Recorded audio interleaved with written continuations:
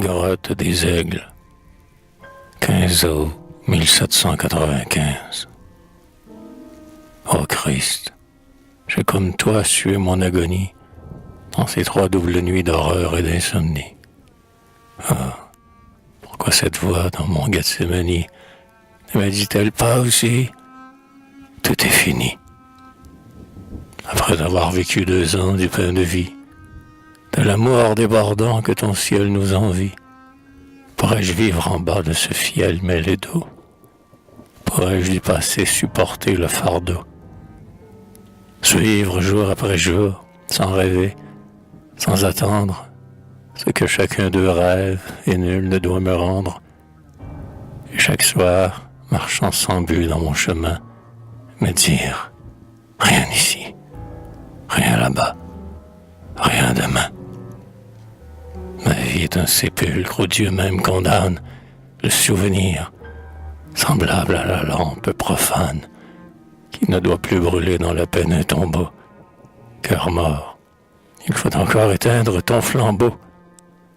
Il faut que, si ton feu couvre, si ton sang saigne, toujours la main de glace ou l'étanche ou l'éteigne. Oh, vivre ainsi, mon âme, est un trop rude effort.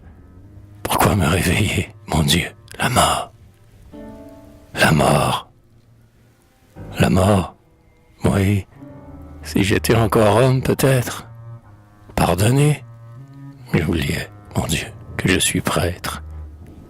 Prêtre, dans les cachots par le sang consacré. Homme immolé déjà régénéré. Victime humaine au Dieu que l'Holocauste adore, dont la chair, sur l'autel, palpite et fume encore, et qui s'offre elle-même avant d'oser offrir la prière d'un monde où prier, c'est souffrir. Dieu me sèvre à jamais du lait de ses délices. Eh bien, j'épuiserai la coupe des supplices. Dans les vases fêlés où l'homme boit ses pleurs, avec lui je boirai ses gouttes de douleur. J'élèverai le cri de toutes ses alarmes, je saurai l'amertume et le sel de ses larmes, comme dans ceux du juste immolé sur la croix. Tous ces gémissements gémiront dans ma voix. Du haut de ma douleur, comme de son calvaire, ouvrant des bras saignants plus larges à la terre, j'embrasserai plus loin de ma sainte amitié mes frères en exil, en misère, en pitié. Mon amour fut ma vie, en épurant sa flamme. Ô Jésus, prête-moi ta charité pour âme. Fais que j'aime le monde avec le même amour dont j'aimais l'ange absent que j'entrevis un jour. Que chaque enfant de l'homme à mes yeux soit Laurence. Ouais, fais-moi vivre ainsi d'amour et d'espérance. D'espérance.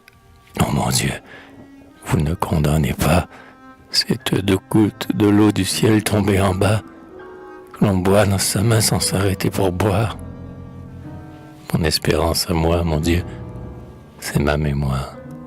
Ouais, quand nos jours d'absence auront été comptés, quand, par divers chemins, nous serons remontés dans le Saint Créateur d'où nos âmes jumelles descendirent ici, se reconnaîtront-elles? Je m'oublierai moi-même, ô Laurence, avant toi. Et ne suis-je pas elle? Et n'est-elle pas moi? Renaître sans se voir et sans se reconnaître, ce serait remourir, Seigneur, et non renaître. Ouais, ton ciel tout entier, né dans ton sein, mon Dieu, que l'éternel retour après le court adieu, que le regard sans fin, que le long cri de joie, qu'en retrouvant sa sœur l'âme, ma l'âme renvoie. Que l'immortelle étreinte où tout ce qui s'aima retrouve les doux noms dont l'amour le nomma. Ouais, dans les profondeurs des cieux où tu te voiles, dans ces espaces bleus, dans ces sentiers d'étoiles. Il est, ô Père, un suprême séjour, que ta main comme un nid prépare au saint amour. Des déserts dans tes cieux tout voilés de mystère, des cimes comme ici, des grottes solitaires, où les âmes en toi pour s'aimer s'enfuiront, et dont tes anges même à peine approcheront. À ta magnificence, ô Père, je me fie, Durant 100 000 fois, ce conte sacrifie. Mais de plus qu'ici-bas, je ne demande rien. D'autres rêvent leur ciel, mais moi j'ai vu le mien.